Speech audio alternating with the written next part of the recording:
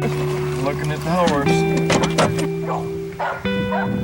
We didn't see you come over the hill. She showed me the horse. It's a precious moment in any parent's life.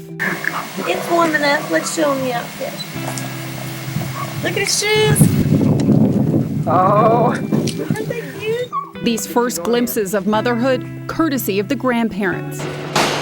But decades later, April Wilkins couldn't do the same for her son, now all grown up with a daughter of his own. I would never, ever, ever, ever take my freedom for granted again.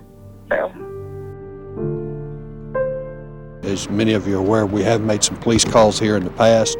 25 years into a life sentence for the murder of her ex-fiancé Terry Carlton, Wilkins has new hope of that freedom because of potential legislation targeting domestic abuse survivors who are penalized for fighting back. The goal is for them to get a lesser sentence if they can prove that they were being abused at the time of the crime and that the abuse was a substantial cause to why they committed the crime. Primarily women, we know that that's who primarily ends up being incarcerated because of some incident related to domestic violence. Some states already have laws in place addressing the issue. The New York Domestic Violence Survivors Justice Act allows judges to consider shorter sentences if abuse played a significant part in the crime. Colleen McCarty is part of a coalition advocating to adopt something similar in Oklahoma. One of the challenges, she says, is identifying how many of these cases there are. A lot of these people are charged with all kinds of different crimes, so it's not like you could look at just the one crime and see how many.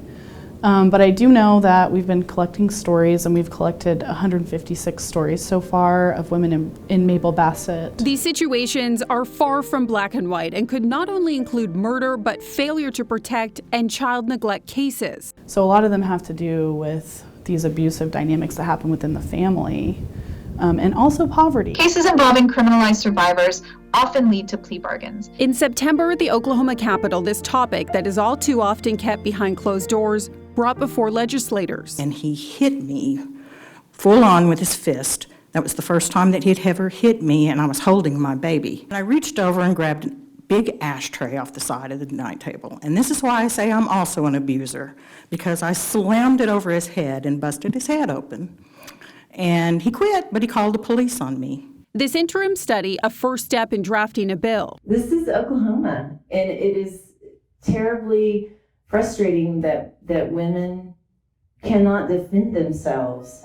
Spearheaded by Representative Tony Hassenbeck. Then we have naysayers on the other side of that say, you're just going to have women shooting their husband all the time, and we're going to have this Protection Act in place, and then no real justice is going to be done. Grab one of those mics. And according to one of the state's district attorneys, there are already mechanisms in place for such situations. If you are the victim or were the victim of abuse and you allowed your child to also be abused, that you can use the fact that you were a victim as an affirmative and absolute defense if you were charged. I think sometimes our laws favor the perpetrators and not the victims and the survivors. Representative Carol Bush, who took part in the interim study, is raising questions and concerns with who the state of Oklahoma is locking up. I come from the perspective prison should be for the bad guys, right? The murderers, the rapists, the pedophiles. Are we locking up the wrong people? Are we giving too much of a sentence to those that maybe don't need to be serving life terms for something that they were just a victim of?